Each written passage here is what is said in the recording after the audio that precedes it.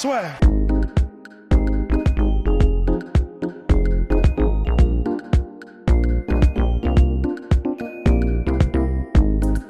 Bonjour à toutes et à tous et bienvenue dans le podcast là sur Triple C's. On continue. Nous répondons à vos questions avec Rust et Polydomso. Bonjour messieurs. Et donc aujourd'hui, oui, déjà très important. Si vous écoutez en audio Spotify, Deezer,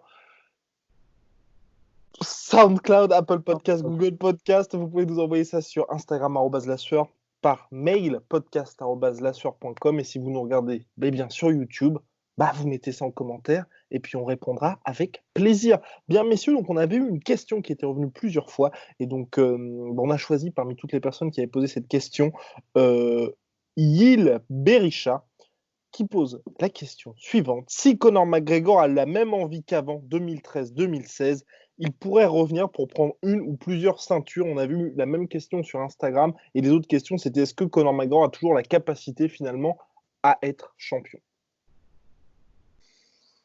Oui, je pense. On va probablement se faire fusiller par peloton. Je pense. Oui, parce que bon, c'est quand même, c'est toujours la même rengaine finalement. S'il s'entraîne, s'il est sérieux, s'il est déjà à son pic physique et qu'il est concentré sur la tâche donnée, qu'il n'a pas la coke, les prostituées et puis tout un tas de gourmandises, écoute, normalement dans ces cas-là, il est tellement performant que, à mon sens, il peut gagner contre n'importe qui. Ça ne veut pas dire que je le mets favori contre tout le monde, mais je pense qu'il a la capacité largement quand il est à 100%, et même maintenant, parce qu'il n'est pas encore si vieux, je crois qu'il a quoi, 33, 32, un truc comme ça. Donc oui, évidemment, à mon sens, il a toujours la capacité d'être champion. Alors welterweight, je ne suis pas sûr par contre, mais lightweight, oui, je pense. Monsieur Polydomso. Moi, je ne doute pas des capacités de Conor dans une configuration qui serait optimale pour lui. Je n'en doute pas. En revanche, j'ai un peu de mal avec la catégorie lightweight et welterweight telle qu'elle se présente actuellement, à savoir avec des champions qui sont des match-ups très compliqués pour lui. Ousmane en welterweight, c'est difficile à envisager sereinement, et Khabib en lightweight, encore que je pense pas qu'il soit mort, hein, je veux dire, c'est pas ça que je pense qu'effectivement il y a moyen que ce soit compétitif, mais c'est quand même un match-up qui privilégie quand même un peu plus Khabib, on l'a vu dans le premier combat, et donc du coup j'ai un peu de mal là dans la configuration actuelle, mais pris dans l'absolu comme ça, si on me pose la question, tu vois, dans l'absolu, est-ce que Conor a l'étoffe d'un champion s'il se met à s'entraîner, ce qui n'est pas un petit si, hein, mais à s'entraîner très sérieusement et tout, oui, pourquoi pas. C'est juste que là, tu vois, dans le timing, c'est un peu chaud, quoi. C'est un peu chaud. Eh bien, je suis entièrement d'accord avec vous. De toute façon, là, puis l'avantage de Conor McGregor, mine de rien, par rapport à tous les mecs hors Habib, c'est vrai que comme c'est la poule aux œufs d'or de l'UFC, il suffit qu'il y ait une petite brèche et forcément, il aura le title shot où il sera mis dans les meilleures dispositions possibles pour réussir à récupérer le trône. Notre cher Conor McGregor que nous aimons tous. Bien. J'ai vu un commentaire qui m'a fait bien marrer sur la dernière vidéo. C'est un mec qui a dit que Conor c'était la meilleure gagneuse de l'UFC. Ça m'a fait l'expression m'a fait marrer, donc je tenais à rendre hommage. Question de Laurie Chanzy. Une question, messieurs, qui s'annonce passionnante. Attention. Et là, une réponse par chroniqueur. Attention. Question Triple C. Étant grand cinéphile, j'aimerais savoir qui est pour vous le combattant dont le parcours et la personnalité feraient le meilleur film. Vous êtes les meilleurs, Loris. Et il a répondu aussi, il a donné son avis. Jorge Masvidal et Rose Namajunas pour moi. Alors, monsieur Polydomso, en pleine réflexion. Non, mais moi, c'est évident. Alors, j'exclus ceux qui ont déjà fait l'objet d'un film, sinon ça compte pas, évidemment. Et tout sport confondu, c'est... allez, je vais dire Alexei Ignatchev. J'en ai rien à foutre, je sais que je casse les couilles tout le monde avec Alexei Ignatchev. Mais j'apprécie énormément, en fait, ce qu'il représente. Je trouve que les potentiels gâchés, c'est dramatiquement, ça a beaucoup plus d'intensité que le mec qui a un parcours tout droit, linéaire, sans problème. Et d'autant plus concernant ce mec-là, parce qu'il était extrêmement talentueux, très jeune, et tout lui souriait. Et c'est pas un truc, c'est pas un drame qui est venu lui arriver, qui lui a cassé les deux jambes, c'est lui-même qui s'est saboté. Et moi, enfin, je trouve que c'est fascinant les gens comme ça, enfin, les gens qui ont une capacité de sabordage tout seul et qui quand même arrivent à avoir une carrière et tout. Je sais pas, je pense que ça peut faire un bon film à la Scorsese façon Raging Bull, quoi. Alors, mon cher Rust, oh là là. On en Déjà, salive. ouais, parce que franchement, Déjà, déjà, celui-là, la question, elle est tellement stylée déjà. elle est magnifique. Et pendant que Polydomso nous livrait Alexei Ignatchev, et je suis tellement d'accord, le mec est tellement fascinant. Enfin, ça. Mais en fait, après, le problème, c'est comme toujours dans ces cas-là, c'est qu'il faudrait trouver un mec aussi charismatique que Alexei Ignatchev. Parce que je sais pas si vous avez maté le film sur Schwarzenegger qui est sorti il y a pas très longtemps. C'est un film, hein, pas un documentaire. Okay. Et en fait, c'est assez horrible parce que sur Schwarzenegger. Ouais, sur Schwarzy. Okay. Et en fait, c'est assez horrible parce que le film aurait probablement pu être stylé. J'ai même pas réussi à le regarder plus de 25 minutes parce qu'en fait, le mec qui joue Schwarzenegger, donc il est bâti quasiment pareil, hein, il est monstrueux, mais c'est beau, sauf que il est tellement pas charismatique. En fait, tu sens qu'il essaie de jouer le mec charismatique, mais tu peux pas le jouer en fait. Et du coup, ça marche pas du tout. Alors, il lui ressemble un peu, il a un peu les dents du bonheur, il est bâti pareil, sauf que il ne transmet absolument rien de la confiance, du charisme, de l'aura qu'avait Schwarzenegger. Donc après, Schwarzy, hein, il est vraiment sur une fine ligne limite entre justement le charisme et le ridicule. Ouais, mais bon. Ah, ouais, mais je pense qu'il pourra jamais être ridicule, Schwarzy. Ah ben non, mais justement, c'est toute sa force. C'est vrai, et c'est toute sa force. Je me range absolument du côté de Rust là-dessus, parce que moi j'ai vu ce truc de José Aldo là. Ah oui, c'est vrai. Le film n'est pas top en soi, mais l'acteur en plus ils ont pris, ça va pas du tout quoi. Bon alors Rust, avez-vous Eh ben, oui, du coup, pendant que Polydomso nous donnait Ignatchev, en fait, j'en ai pensé, mais j'en ai pensé à 3 parce que c'est. Il en faut un seul. Hein. Ok, je vais en dire un, mais je vais citer les deux aussi si je peux. Juste les citer. Ah bah c'est parce qu'il y aura peut-être le mien, c'est pour ça que j'ai peur. Bah, je pense savoir lequel est. Tiens, est-ce que les initiales c'est LM? Putain. Ok, j'en cite 2 autres alors. Ok. Ah formidable. Ok, bah du coup en fait les 2 autres que je voudrais citer, le premier ce serait Henson Inoue, parce que ce mec-là, donc combattant légendaire du Pride, qui a combattu dans des guerres sans nom, comment il s'appelle, Igor Vovchanchin, il a combattu Randy Couture, il a combattu tout le monde. Et à côté de ça, il a fait partie.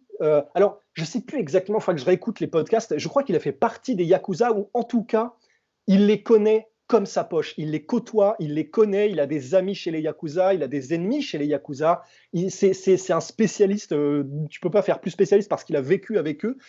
Et il a une histoire qui est tellement stylée, ce gars-là, que j'aimerais vraiment voir ce que ça donne. Mais pareil, avec un film vraiment mature, vraiment dark, vraiment sombre. Et pourtant, c'est pas forcément une histoire sombre, puisque même s'il y a des moments où il a failli mourir, maintenant, en fait, et c'est ça qui est une belle histoire aussi, un peu comme Tyson, quelque part, c'est que maintenant, il s'est rangé. Il est vraiment... il essaie de donner l'exemple. Quand il y a eu Fukushima, il a été à Fukushima, il a fait tout un tas de trucs pour aider les gens, etc. Maintenant, il est vraiment dans une espèce de, pas de rédemption, parce qu'il n'a pas spécialement fait de conneries, mais il a eu un passé un peu turbulent, et maintenant, c'est vraiment devenu l'espèce de sage ultra stylé, etc.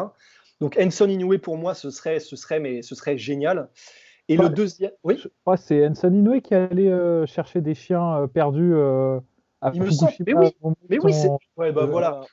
Bon, déjà, quand tu es amoureux des animaux, pour moi, déjà, c'est plus, toi.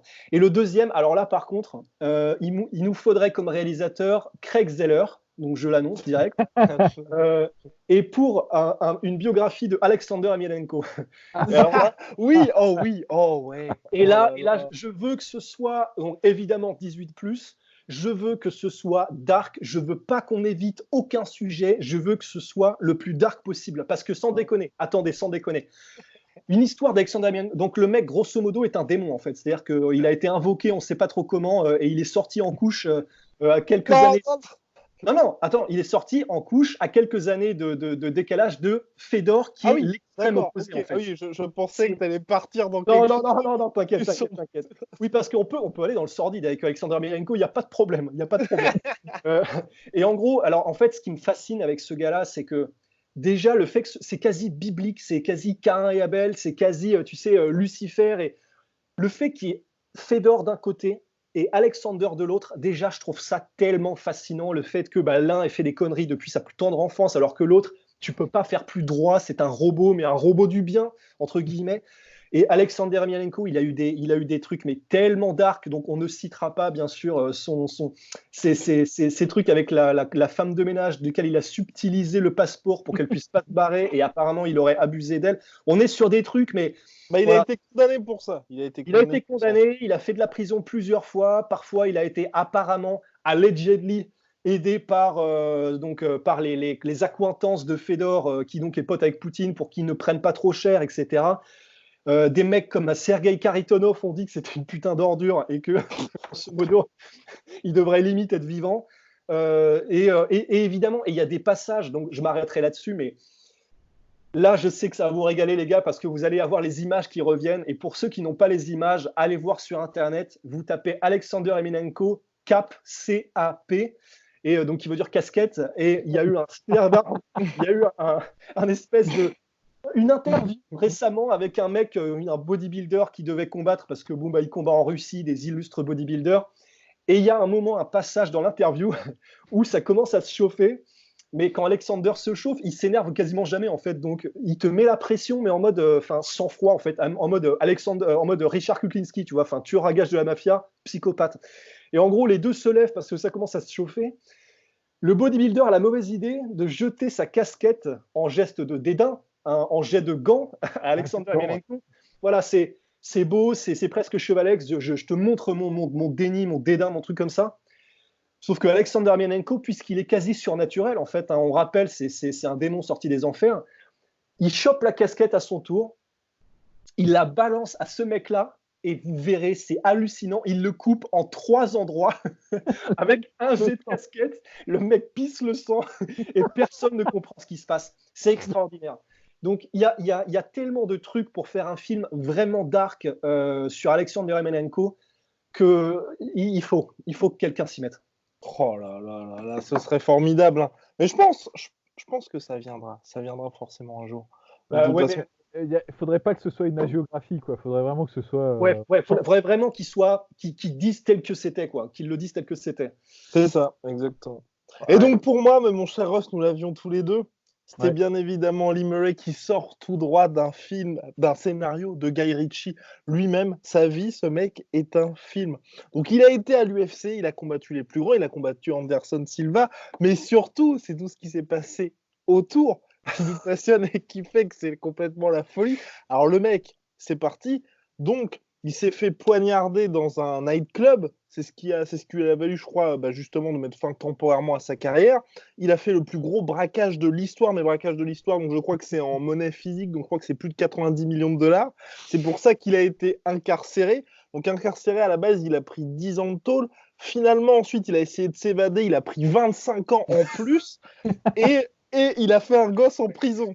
Voilà. Quoi Donc, il a fait un gosse en prison. Et donc, je crois qu'il a eu un gosse en 2011, un truc comme ça, alors qu'il était toujours en tôle. Et il n'a toujours pas révélé où était l'argent. Exactement. Mais c'est un truc de fou. Et ce gars-là, il a 42 piges, quoi. Donc, c'est pas non plus comme si, là, aujourd'hui, il était complètement oublié. Il pourrait éventuellement ressortir. Donc, il est incarcéré au Maroc. Il est britannico-marocain. C'est hallucinant. Et il a mis KO Tito Ortiz en sortie. Voilà. Aussi. Et voilà. Et oui. Mais c'est allegedly encore. Hein. Il y a Matthews qui confirme. Hein. Voilà. Oui. Alors que tous les faits précédents sont des faits confirmés, avérés. Enfin, vraiment, ce mec est exceptionnel. En fait, c'est même surprenant d'ailleurs qu'ils aient toujours pas fait de film sur lui, parce que pour le coup, là, t'as tout. Oui, mais ce que j'allais dire, c'est qu'il y a déjà la moitié du boulot qui a été fait, puisque finalement, Midnight Express, c'est un petit peu ce genre de film, tu vois.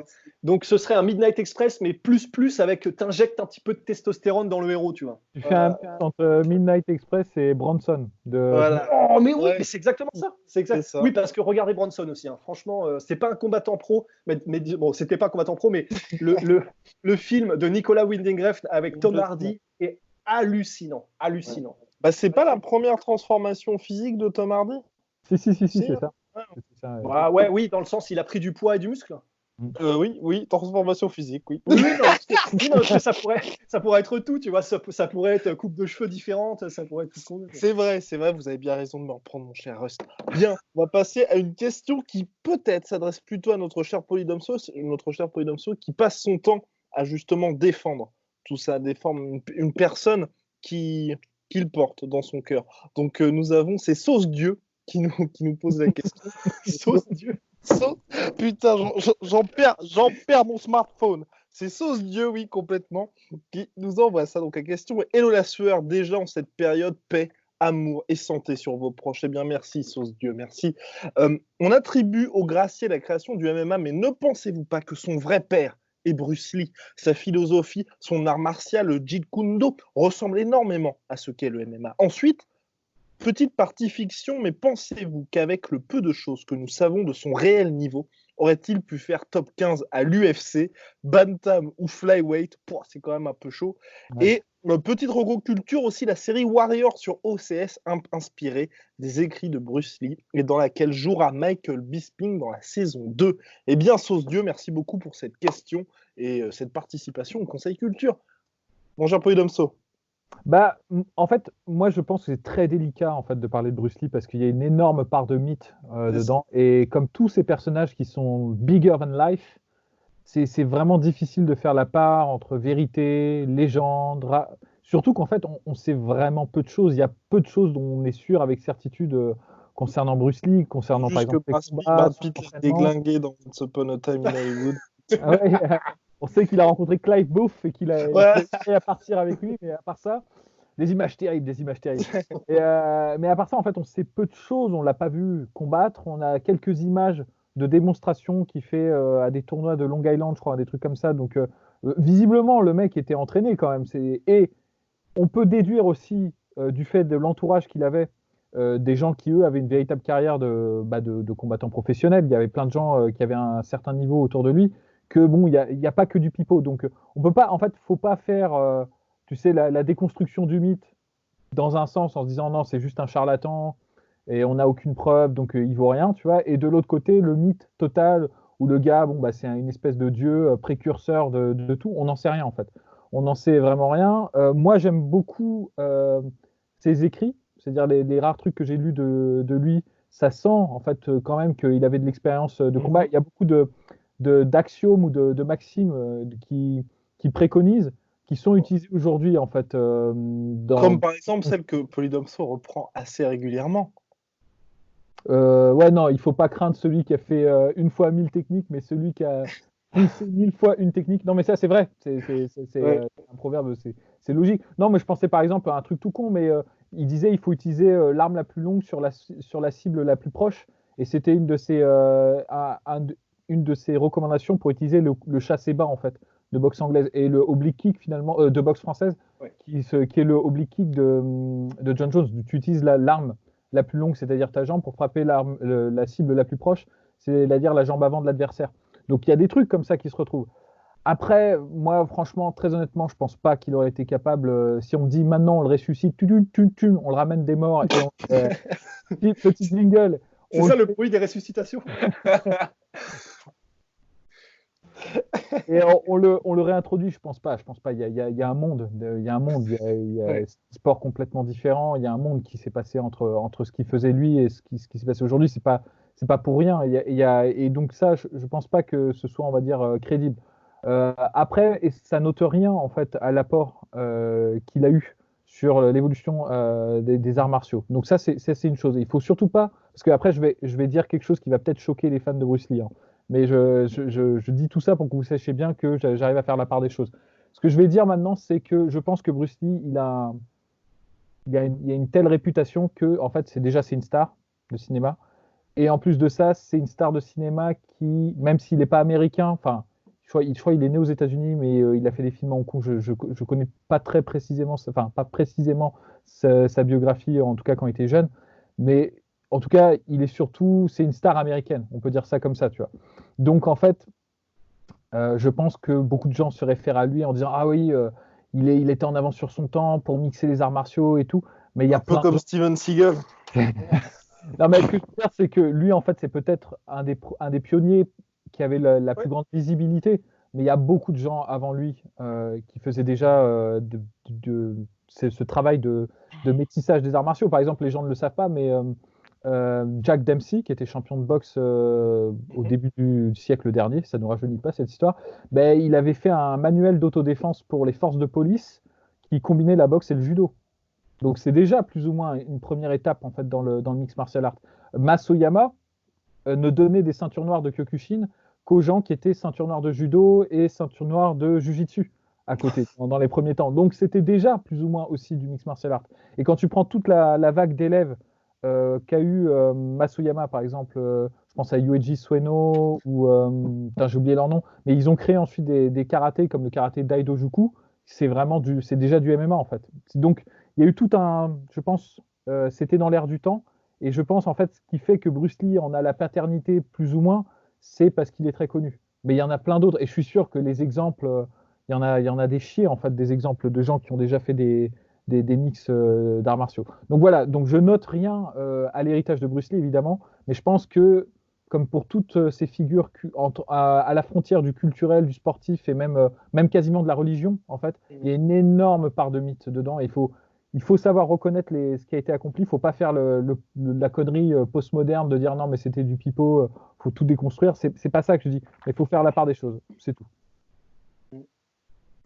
Ouais, si je peux juste, parce que de toute façon, là, c'était une masterclass d'histoire et c'est vrai qu'il n'y a pas grand-chose à rajouter. Seulement, en fait, c'est vrai que pour ma part, je ne connais pas bien non plus, à dire vrai. Mais en revanche, de ce que j'en ai vu, lu et entendu, je pense que ça aurait pu être un petit peu.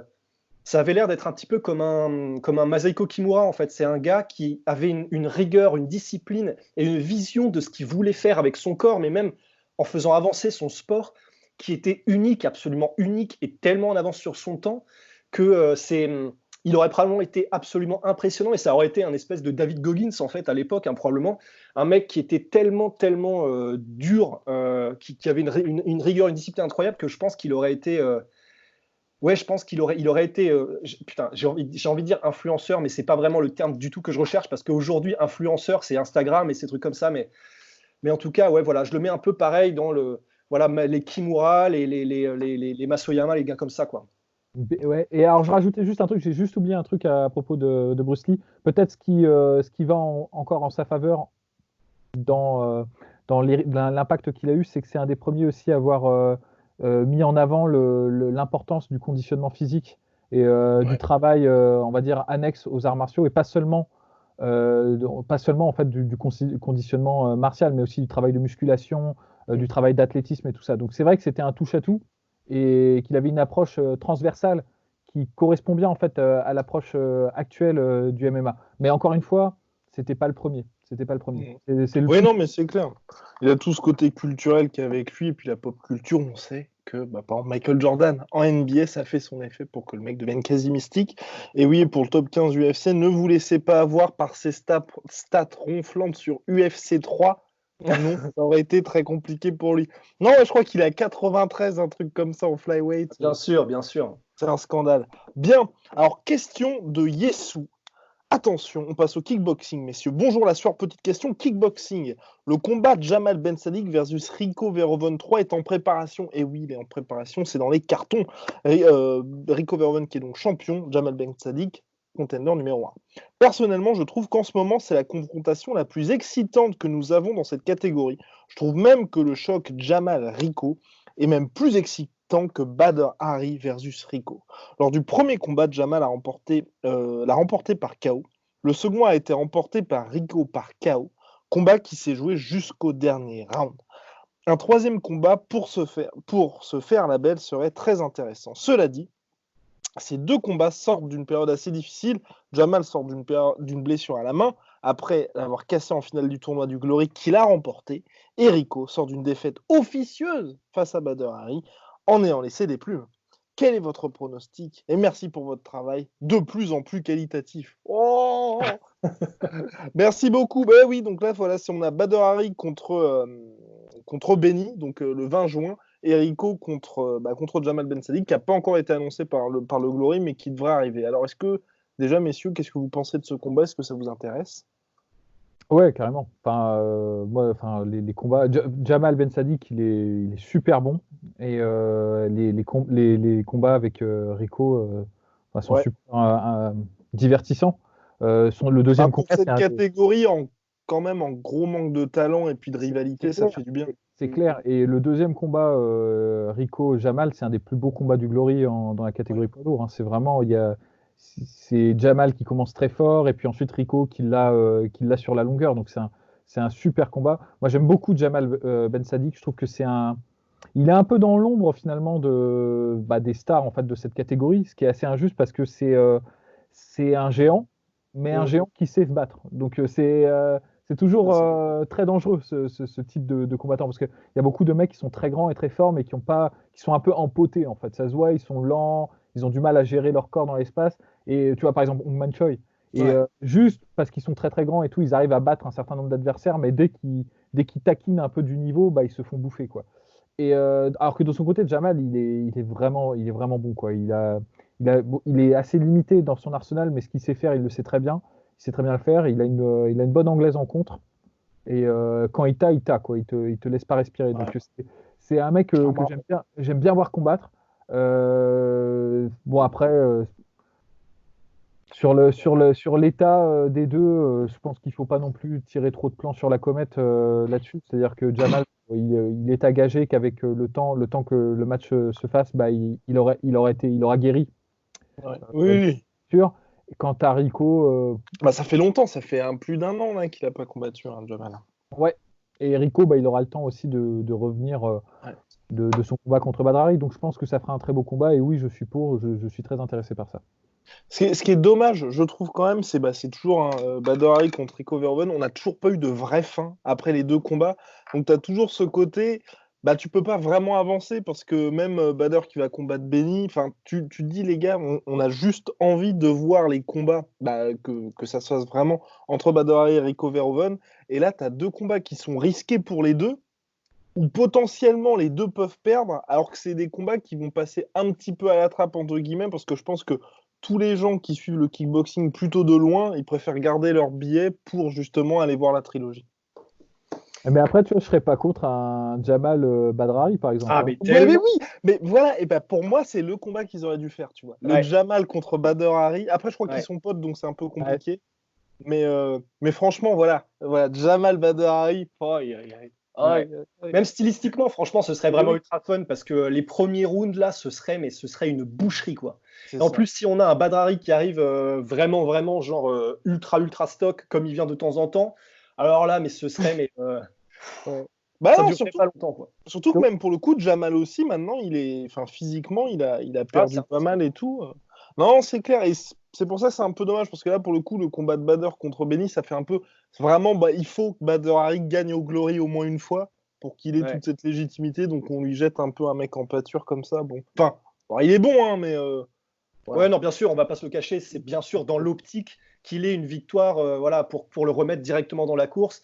Et je pense que c'est un secret pour personne qu'à mon avis, ce qu'il vise, c'est un troisième combat justement entre Badr Hari et Rico pour vraiment en finir une bonne fois pour toutes parce que cette histoire, c'est en train de se transformer en Khabib Tony Ferguson du kickboxing. Hein. Sauf qu'à chaque fois, les mecs font le combat.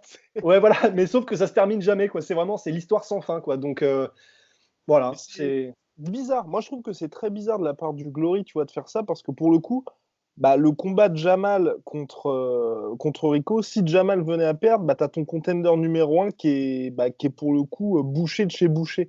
Alors que Rico, clairement, tu peux te le garder sur le côté. Il a son titre de champion et tu fais le combat à la fin d'année contre Badr Hari pour vraiment en finir. Alors que là, pour le coup, Badr, il combat au milieu de l'année contre Benny pour retrouver la victoire. C'est assez bizarre pour le Glory parce que le truc, c'est qu'une fois qu'ils auront fait la trilogie contre Rico Badr, tu te dis, qu'est-ce que vous allez faire ? Les gens, clairement, vont se dire, il reste plus que des miettes.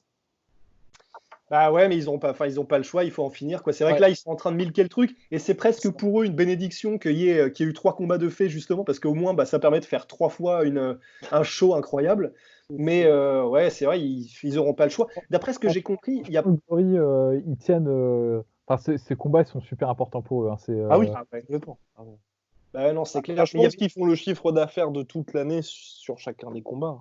Ouais. Ah ouais, non, parce que c'est monstrueux. Enfin, apparemment, comment dire, les chiffres au niveau télévisuel et au niveau même.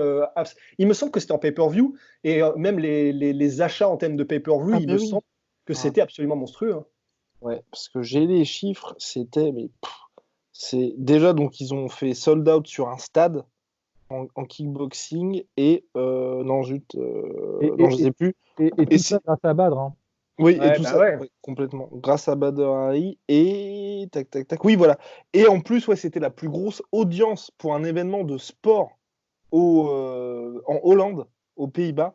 Et ils ont fait des parts de marché qui étaient absolument colossales. Enfin bref, enfin vraiment, pour enfin en tant que sport tout court, c'est du jamais vu quoi. Pour un combat de kickboxing quoi. Alors que Ouais. on n'est même pas c'est même pas la golden era du sport. Enfin Ouais. c'est Bon, après, la Hollande, exceptionnel. c'est un pays Oui, où il y a beaucoup exactement. de kickboxing, C'est hein, ça. mais c'est parce qu'en fait, c'est parce que Badr et Rico, mais surtout Badr, c'est un personnage public en Hollande, C'est ça.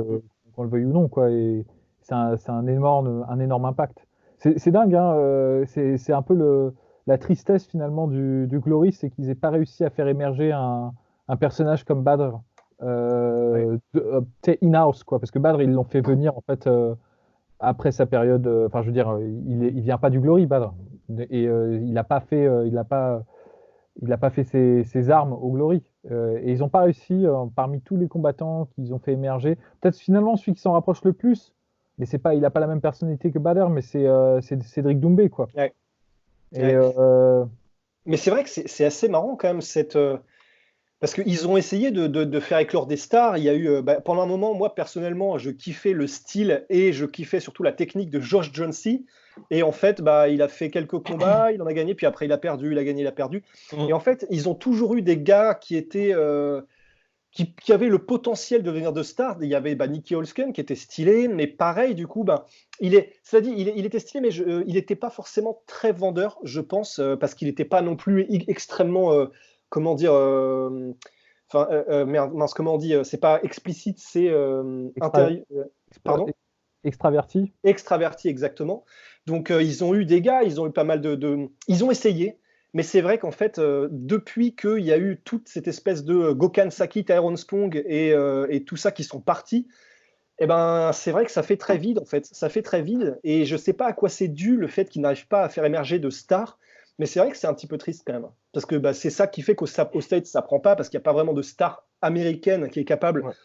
d'éclore. Donc c'est vrai que je sais pas à quoi ça tient. Il faudrait y réfléchir. Ah, il y a eu en fait, il y a eu une ponction parce qu'il y a des gens qui sont partis en fait du Glory. Potentiellement, tu avais le merde, j'oublie à chaque fois son nom, le karatéka américain là, qui est parti.